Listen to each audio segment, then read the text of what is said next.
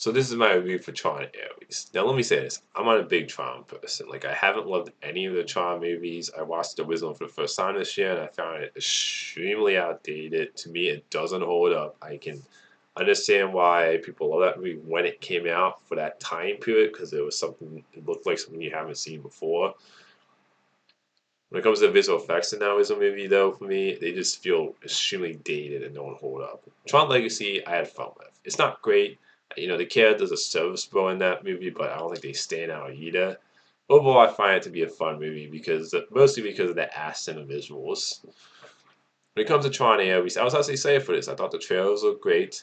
Oh, I do want to give a shout out to Tron Uprising. To me, that is what a Tron movie should be.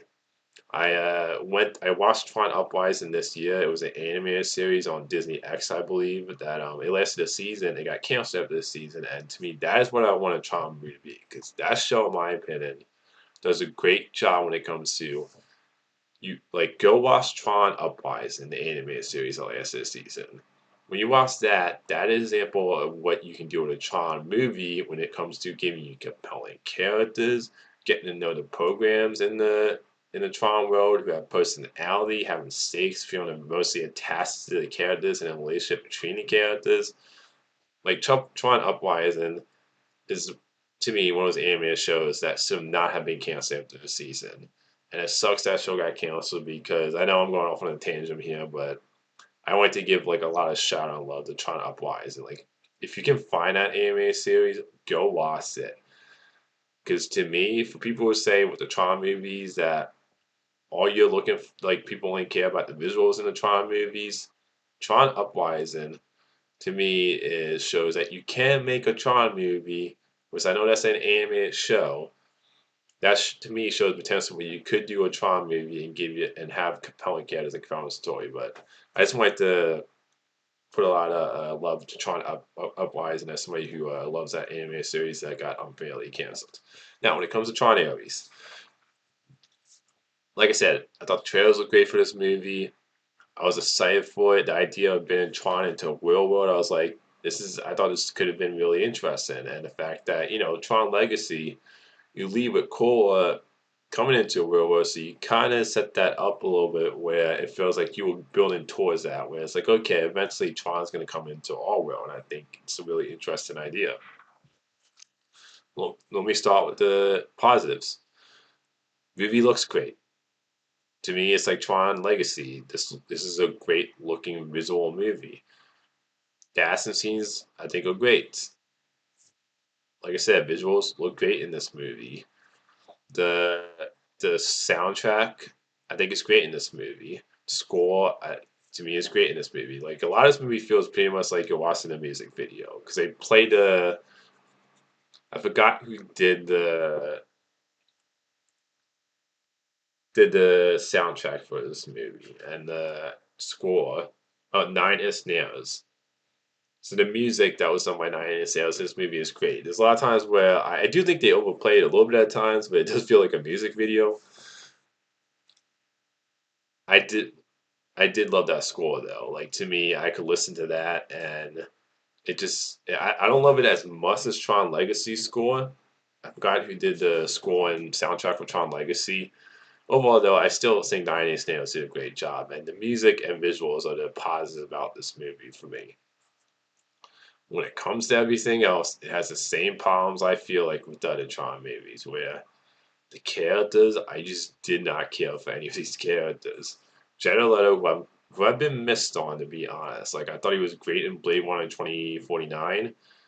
I thought he was bland in Morbius. I didn't like him as a Joker. I didn't like him in House of Gucci at all either. I thought his performance was too over the top in that movie for me personally. I just didn't like his performance in that movie.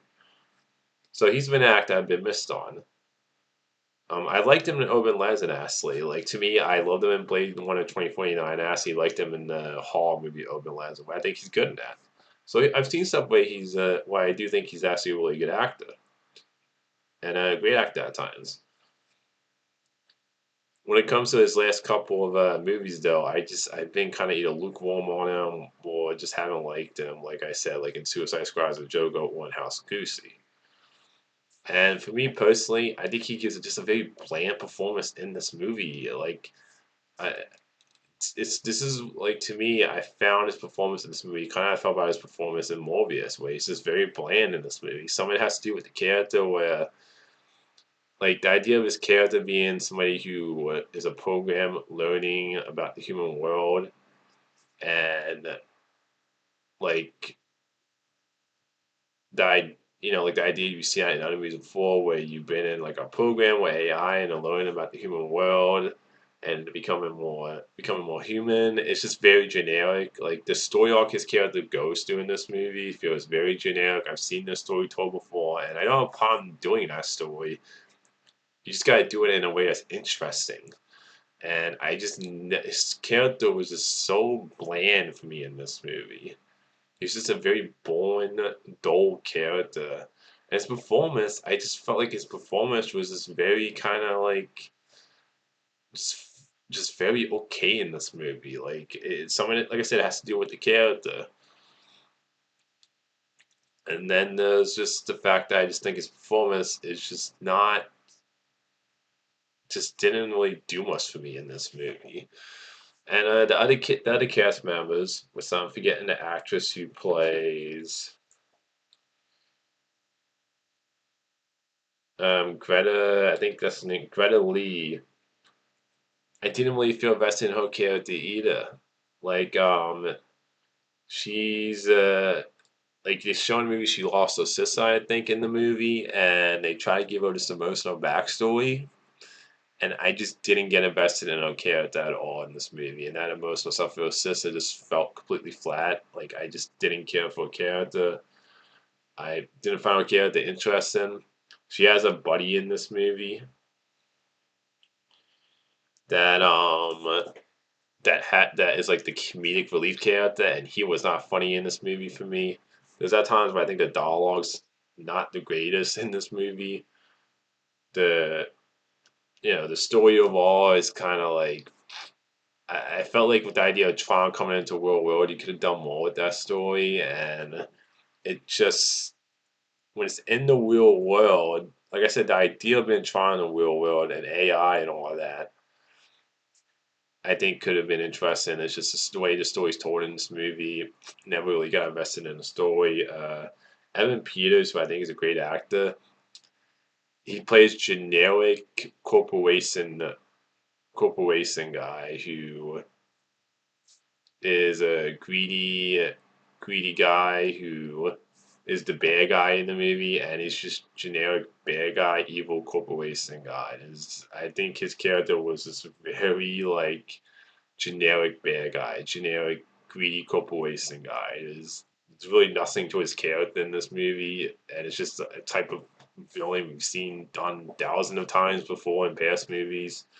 So I think he's kind of wasted in this movie personally as the bad guy because he's just again playing evil corporation guy.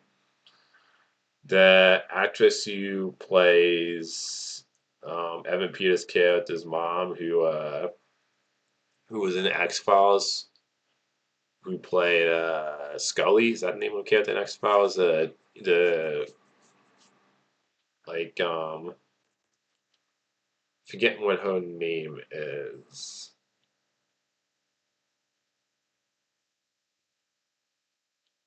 Gilly Anderson. Where she was this isn't Diane. Yeah, Scully. She plays Scully in X Files. She played Peters' character's mom. She's wasted in this movie. Like her character just doesn't do a whole lot in this movie. Like when her character dies, I was like, I didn't feel anything. So her character, I felt like she was wasted in this movie. The actress who plays the other program, because you have Jared Leto's character Aries, and then you have this other program. I can't remember what her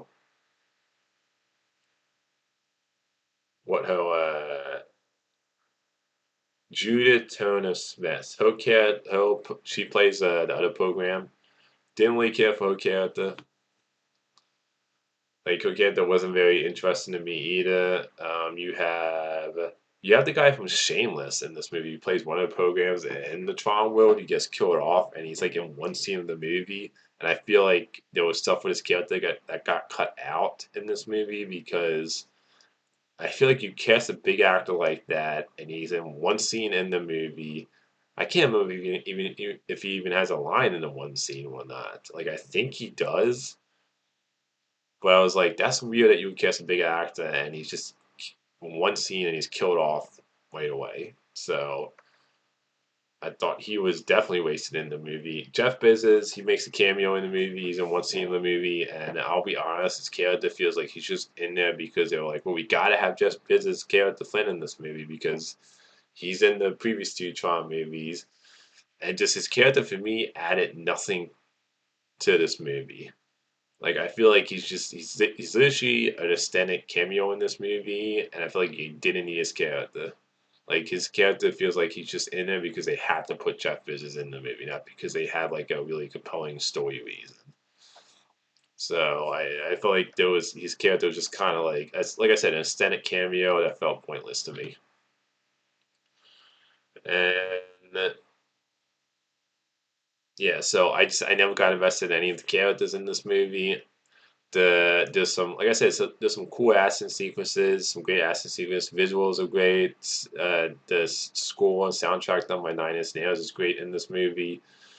So if you're just looking for visuals, action, and music, and score and all that, and the movie looks great, then you know it, you can have some fun with this movie.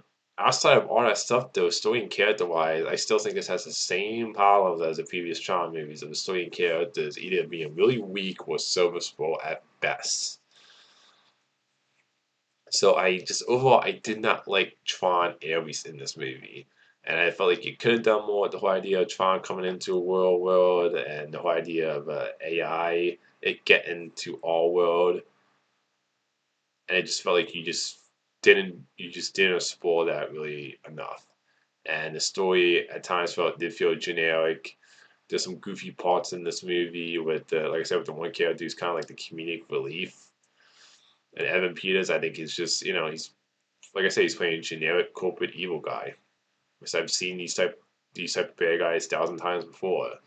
So for me personally, I can't recommend Tron Ares. I didn't like this movie, and like I like if I had to pick this over the original Tron, I would say I want to watch this over the original Tron, and I will go like Tron Legacy as the best one, then this, and then the original.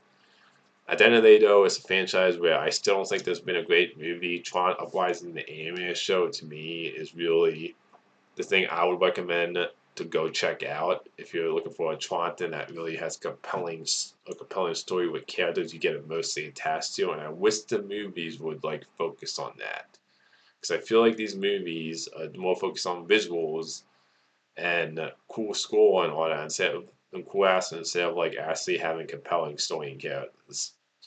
So that's my thought on Tron, at least until next time, movie fans.